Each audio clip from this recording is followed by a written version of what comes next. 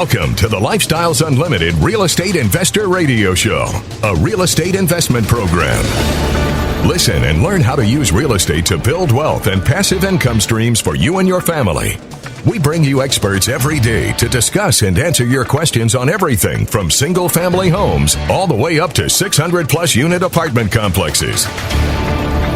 And now, the Lifestyles Unlimited Real Estate Investor Radio Show.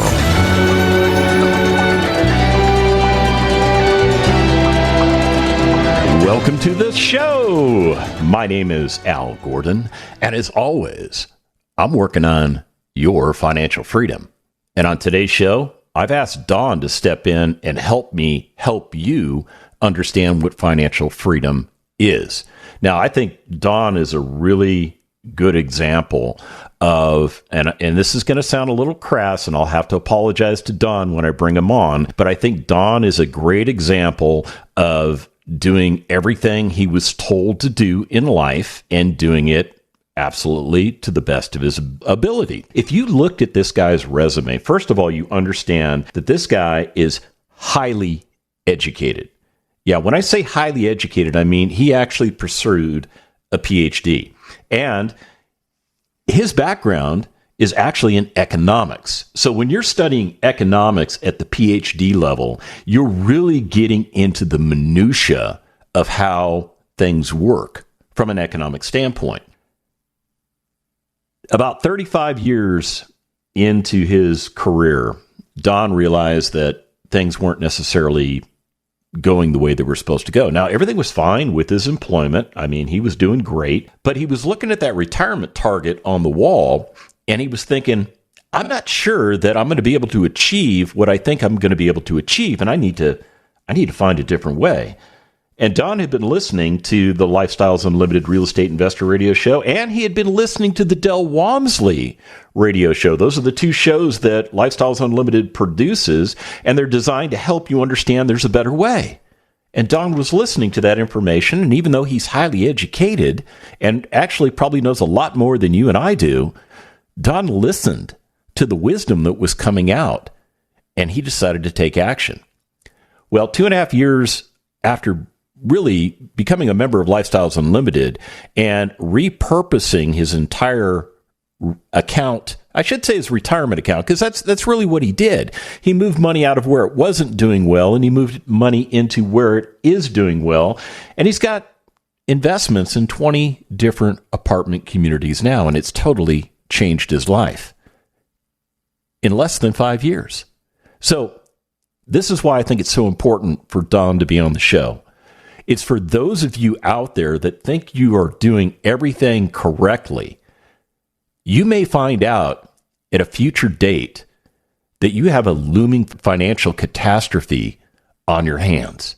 So let's bring Don on. Let's get to know Don, because I've had him on the show before. As a matter of fact, I actually was having a heart attack the last time I had Don on the show. And it wasn't because, Don was giving me all this awesome information that made my heart go, whoops.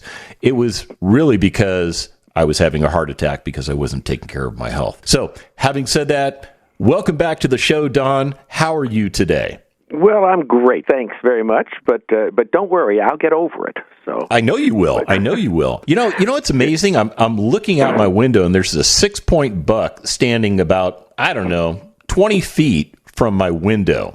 Now, fortunately for that buck, you can't discharge a firearm where I live, so I'm going to just enjoy his beauty. But I think that's one of those neat things that I'm able to do now because I changed what I was doing in the past. I actually was able to buy a home that gives me these beautiful pleasures.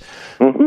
So Don, tell me, after all those years of doing what you were told to do, what was it like when you finally realized that retirement plan was failing you? Well, it's a great story because what we did was what we're always told to do, which is save like a maniac and hope that you don't run out of money before you die. And my first job was as a county employee, and so I get $310 a month from that county. Now they're still paying me, and But when I took the next job, it wasn't a county job, and so I'm a recovering museum director, as you know. But at any rate, my board chairman and I chatted, and I said, I need a retirement plan. And so he set us up with this huge, big not-for-profit that does colleges and universities and museums and things like that. And so for 35 years, we pumped money into it like crazy, and my wife ended up working in nonprofits for colleges and private schools, and so they had the same program. And so after 35 years, I had something in the neighborhood of $550,000, and there's a very long story that we won't tell here because I wasn't employed directly the whole time. I kept getting fired, and fortunately, my wife could hold a job. So, but at any rate, so imagine that I've got this money in the bank, and years ago we stumbled into real estate sort of by accident. Back in the 80s, when we got married, we bought a house in Milwaukee, and a year later we moved to Appleton, Wisconsin, and we rented the house. And we didn't know what we were doing, and it was a hassle, and we sold it, and yeah, we made $8,000 or $10,000, and it was nice. But I took my daughter after she graduated from Chicago in 2013, and we looked at the house, and the house beside it was for sale. So I said to her, how much is that house for sale? So she calls up the real estate agent, and she says, $640,000, Daddy. And I said, no, that can't be right. I'll call the real estate agent. It was $640,000. And so here's a rental house that beside our house, our former house, that was now worth more than my entire 35 years of savings into a retirement program. And I think that was the first thing that made me think, maybe I didn't do this right. So, yeah, that can be like a big shock to the system because, I mean, you've been doing everything you were told to do, stuffing money away. You've amassed $550,000, which, come on, Don, let's be honest, that's really a lot more money than most people that are doing what you did actually have in the bank. I'll tell you what, when we come back from the break, we're going to get back into Don's story and we're going to understand how he dug himself out. Stick around.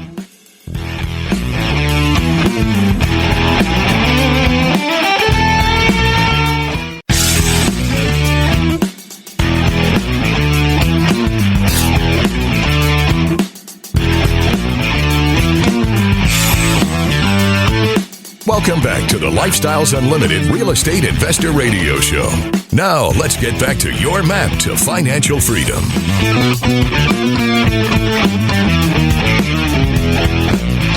Welcome back to the show. All right, if you're just joining me, you're actually not just joining me, you're joining Dawn and me, because Dawn is on the show today to try and help you understand that even though you can spend a lifetime doing what everybody told you to do, that plan can blow up in your face. And what I'm talking about is the plan that Don was following to put money aside into all of these retirement accounts. And over a period of time, a long period of time, to be honest with you, he had amassed $550,000 in that account. But ironically, he also owned a piece of real estate that was worth more than he had socked away in all these retirement accounts. So, Don, what's going on with this picture here? I mean, break it down for us. Yeah, we actually didn't own that real estate. We sold it back in the 80s. If we'd held on, it would have been worth that much money. But so what we did was, I had been listening to the Sunday show for a while. I hadn't quite found Dell yet, but I was listening to the Sunday show, and one day I had this other thing I was working on, and it just was not working, and it wasn't ever going to work, and that's too long a story to tell without beer. But at any rate, I finally picked up the phone and called the Dallas office and told them this horrible story about trying to manage real estate from 100 miles away, and the guy on the other end says, well, you don't do that. You hire somebody to do that. You have a property manager. And that was the first time that the 4x4 hit the donkey beside the head. And I said, oh, why didn't I know that 30 years ago? At any rate, So I went over on a Thursday night and heard some people, and then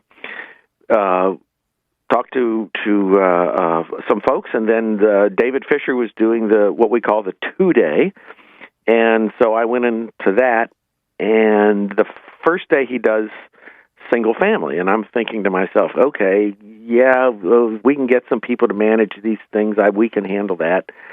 And he teased multifamily. And the next day he did multifamily. And that's, as Dell says, that was the aha moment. And that's when the 4x4 really hit the donkey beside the head, because knowing what I knew about our finances, we could skip the single family thing and go straight into multifamily. And as my wife says, I took out my credit card that night. And I'll tell you an interesting story about real estate and retirement funds. In this big retirement fund, out of that $500,000 that we had a real estate investment trust, a REIT. And I went home and looked at my REIT. And the next morning I called my advisor and I said, I've been in this REIT for 10 years. Is this right? Are these numbers right that we've averaged 2.99% per year over the last 10 years? And he said, yes, that's right. So after I hung up, I cashed in the REIT, and that's what paid for my Lifestyles membership. 2.99% a year over 10 years. Screaming money. Oh, yeah. You should be dancing for excitement on that kind of crazy. 2.99 into 70, the rule of 72. Yeah, right. So, yeah, I'm trying to do the math there, and I just broke it'll hurt. My calculator in my brain. Hurt. Yeah. So let me just take a step back with you, Don. So you had $550,000 sitting there in those retirement accounts. Mm-hmm. What was it? I mean, just give me a round number. I'm just looking for, what did it really cost you at that time to run your household? Do you even have an idea? Oh gosh, $3,000,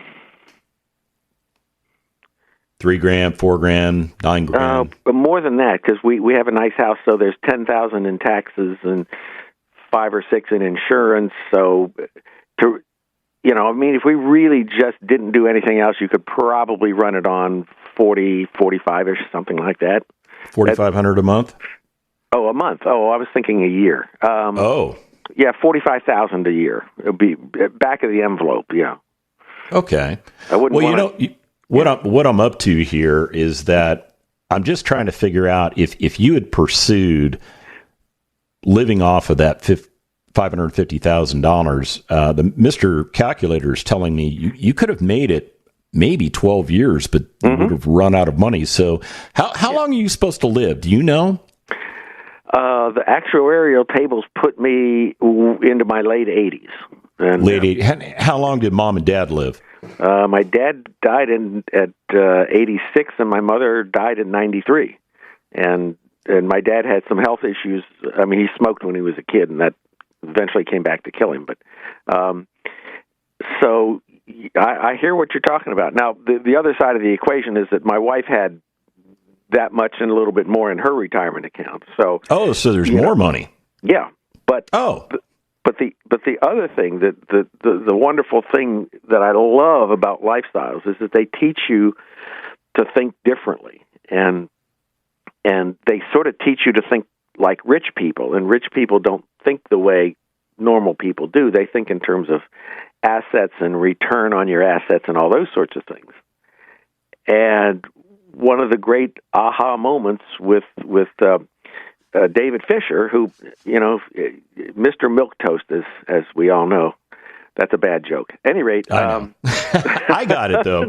So do the other Lifestyles Unlimited members that are listening. Yeah, but exactly. Everybody else is like, milk toast. What? Okay, Yeah, join. You'll figure it out. Yeah. But he sits there and says, is your house an asset or a liability? And of course, I put my hand up and I said, mine's an asset. It's all paid off.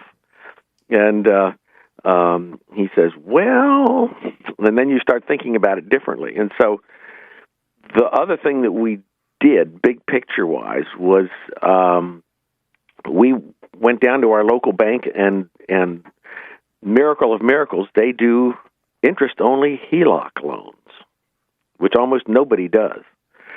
And so we played with the IRA money, and we played with the HELOC money, and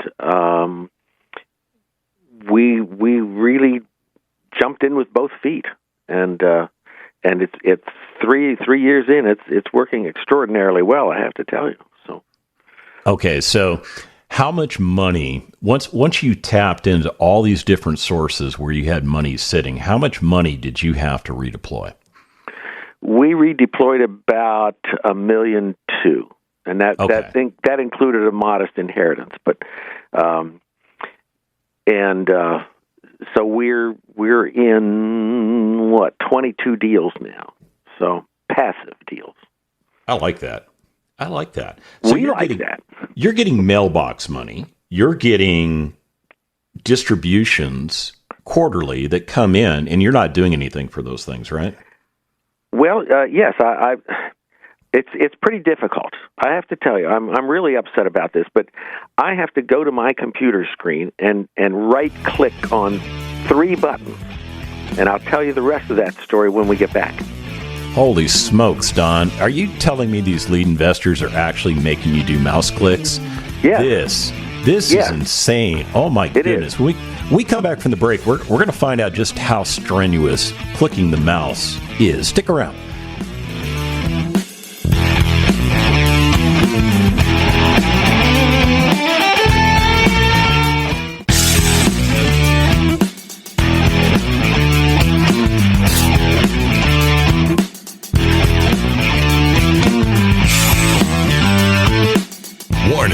Listening to the Lifestyles Unlimited Real Estate Investor Radio Show will change your life. We will teach you how to create wealth and passive income so you can be financially free.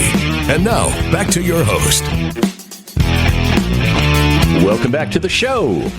All right, let me just do some quick math for you, because I want you to understand where Don and Carolyn started. Okay, they had money invested in different places. They had retirement accounts. They had paid off their home. They had done everything that society had told them to do, because society believes that if you do all of these things, you'll be set for retirement. So let's break it all down. When you take all the money from the inheritance, when you take the money from the different retirement accounts that are there, when you go to the equity in your home and you pull that out, what you wind up with is a big bag of money. And Don wound up with about $1.2 million worth of money. Now, conventional wisdom is going to tell you this: start living off of it. That's right. Start living off of it. As a matter of fact, conventional wisdom would have told Don, hold off on that HELOC right now, because you don't want to pay the interest on that because you're not ready to consume that money yet. And if you do everything the way you're supposed to do it, Don, and if your parents live, say, to the age of 90, and let's say that's your expiration date at the age of 90, if we do the backwards math, then we know that when you get to the age of about 64 and a half, you can do all of this stuff, live off all of this money, and as long as your cost of living doesn't go up, you will not run out of money at the age of 90. Man, that sounds like it's kind of risky, Don. What do you think about that? I think it's very risky. What did you do about it? I mean, so in the last segment, you were kind of saying, hey, I had to flip the switch and think about things differently. So what did you do with that $1.2 million? I mean, and we'll get to the mouse click thing, but I think this is really important stuff. Well, once we joined Lifestyles, the thing that is so powerful about it is the education side of things.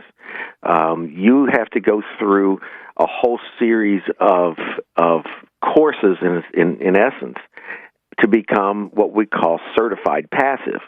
And that tells you that you know the basics of what's going on and how to do things and how to read a PPM and how to evaluate an opportunity and those sorts of things. Hold on, Don. I gotta jump in on you there, because I know you're a card-carrying member of the PhD Club, and your PhD is business focused. So are you telling me that Lifestyles taught you something that you never received in all of that professional education?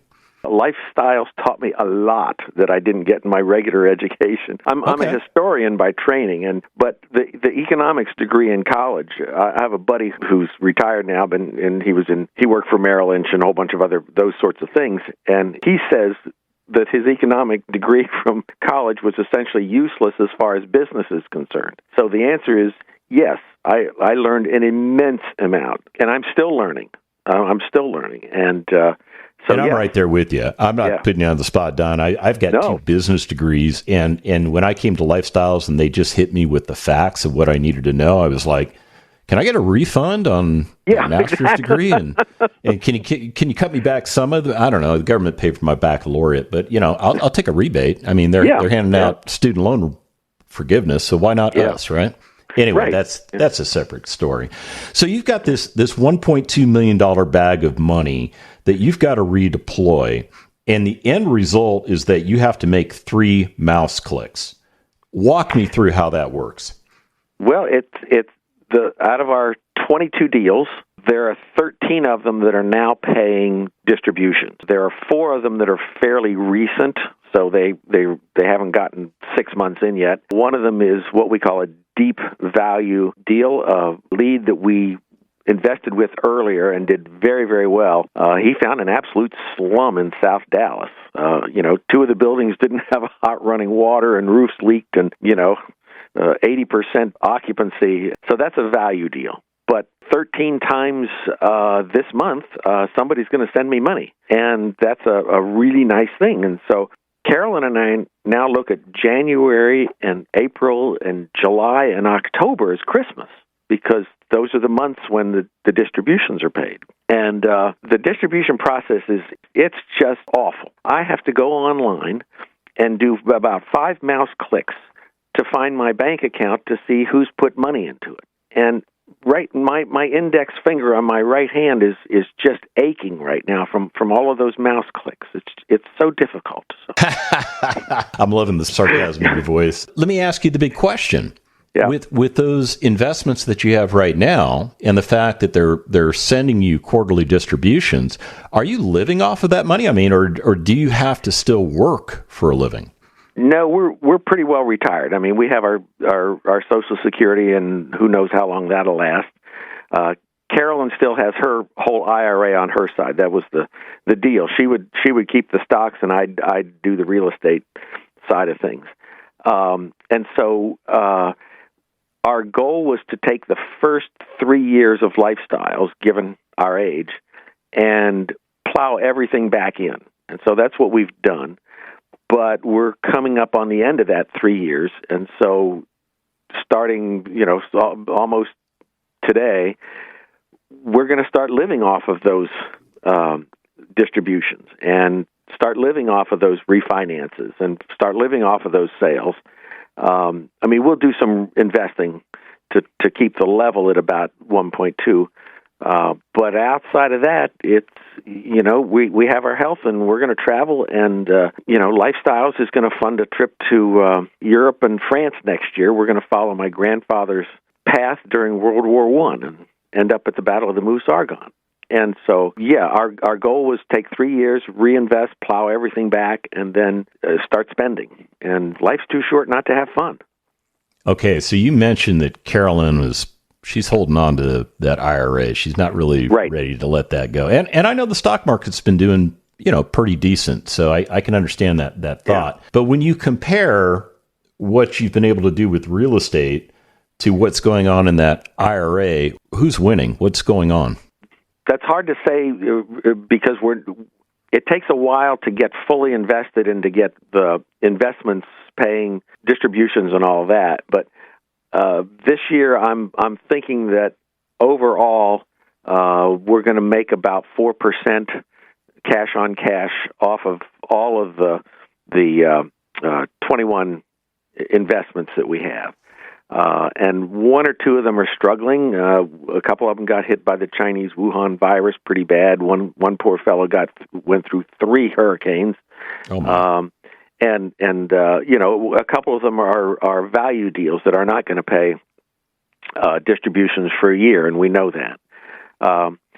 So, and I'll be honest, I don't exactly know what her IRA is returning. She's just letting it sit there and compound until we're forced to take it out in a couple of years. But I'm really happy with where the real estate income is, because we don't pay any tax on it. So that's a really nice thing. So it's really not 4%. It's maybe closer to 6% that you'd have to earn in order to get 4%. Yeah, because I mean, based on an average 4% return with $1.2 million invested, you're pulling back $48,000 in distributions, which you mentioned earlier is enough to meet your nut, which is totally fine. But what people need to understand is you actually have to make a whole lot more money than $48,000 in your job to bring home $48,000. When we come back from the break, we're going to get into this. Stick around.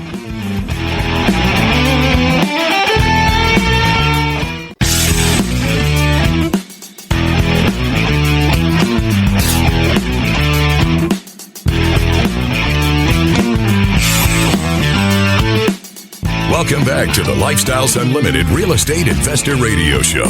It's time to turn up the volume and fine-tune your passive income plan so you can create the lifestyle you've always wanted. Welcome back to the show.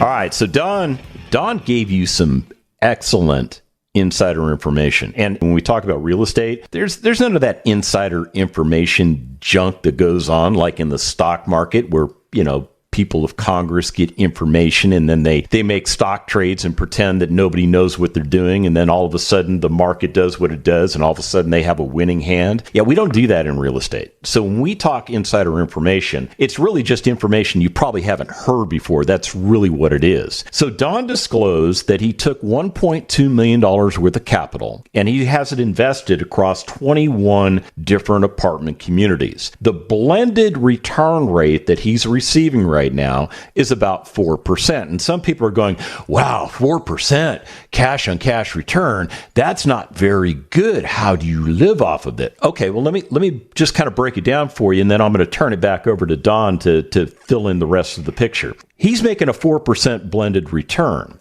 But what you don't know is all of the different types of assets that he's invested in. Now, Don mentioned he's in a couple of apartment deals that could have been classified as slums before a Lifestyle Unlimited member bought it. And trust me, it will not be a slum when that member is done with it. But that kind of deal takes time to build. So when you go into that kind of deal, you know that you're going to forego cash distributions for maybe 6 months, maybe a year, possibly 2 years. Some 3 years. But you do that knowing that the lead needs all of that capital to reposition that asset so that they can actually get to a point of doubling your money, doubling your investment in a couple of years. That's what a good value play does. Now, I also know Don's in some yield plays, which means they're actually paying him a higher rate than 4%. He's actually getting more money. So with all these different investments, and depending on where these investments are in their specific timeline,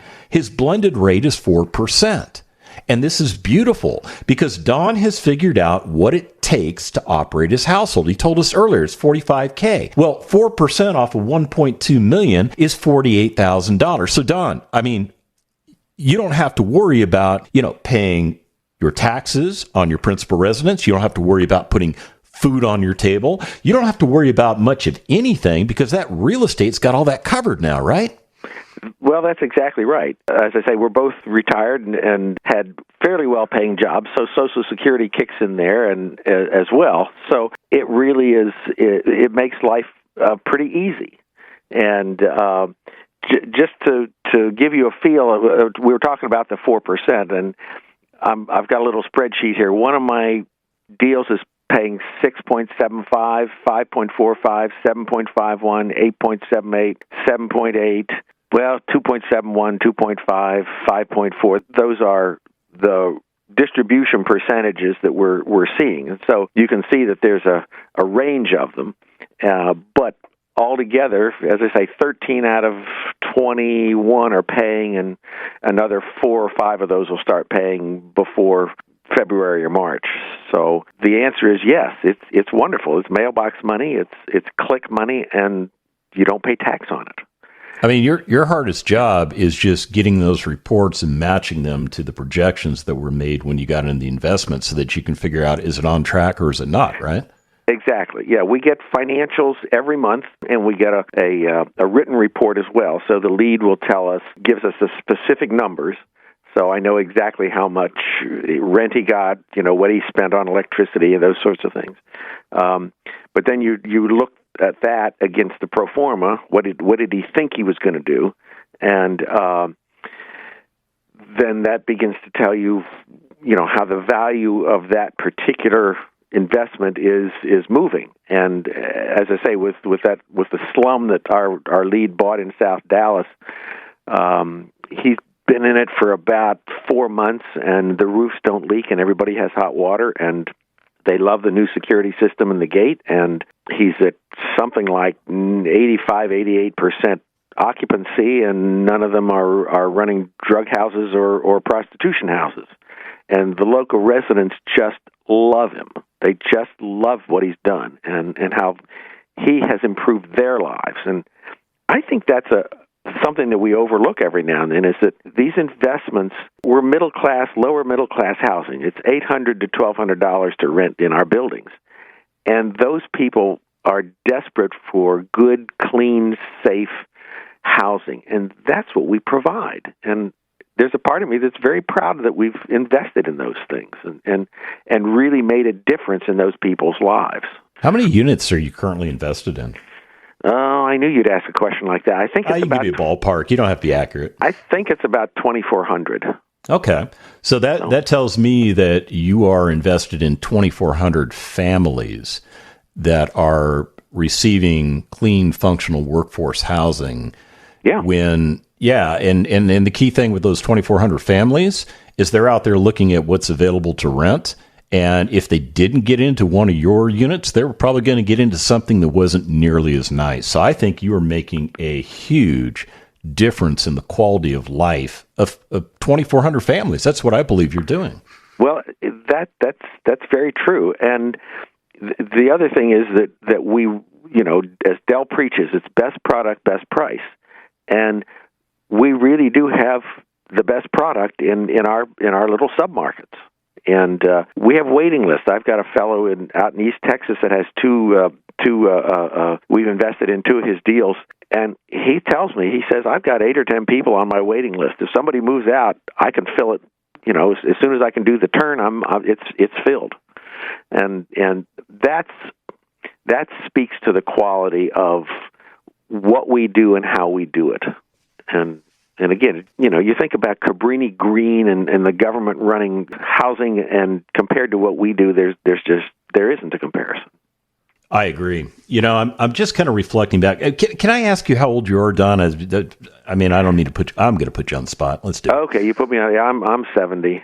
So. Okay, so you're 70. So, and the reason I bring that up is I don't want to age shame you or any of that stuff that goes on in society nowadays. I want people to understand that you became a member of Lifestyles Unlimited in 2018, December of 2018. Right. So at the ripe old age of what, 67?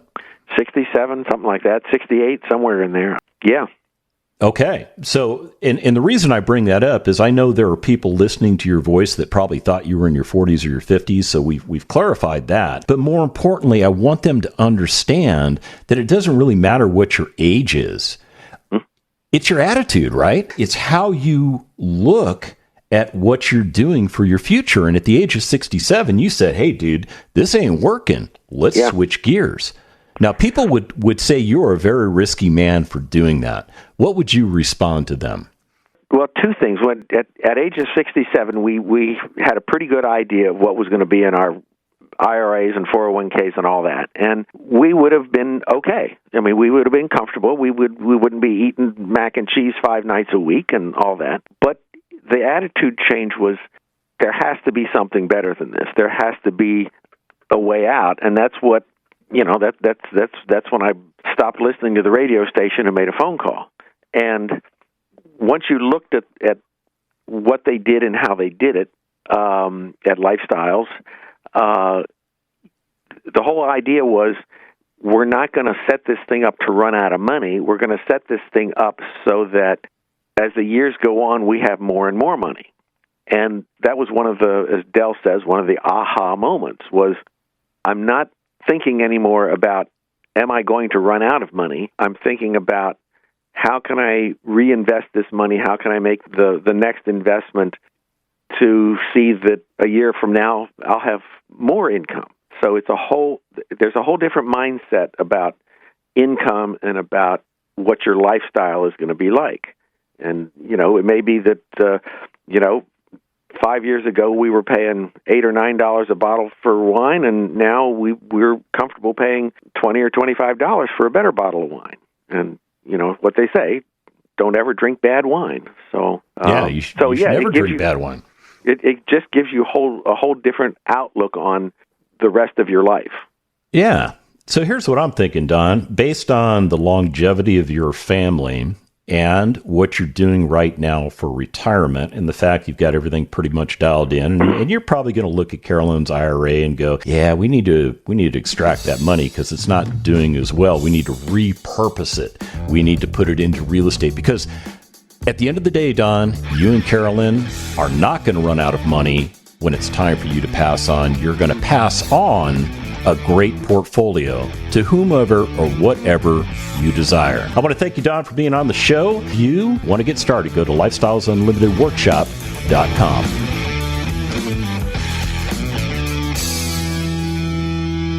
The Lifestyles Unlimited Real Estate Investor Radio Show is for entertainment purposes only. Please consult a professional regarding your personal investment needs. Nothing presented on the Lifestyles Unlimited Real Estate Investor Radio Show constitutes an endorsement, recommendation, offer, or solicitation to buy or sell any product or security.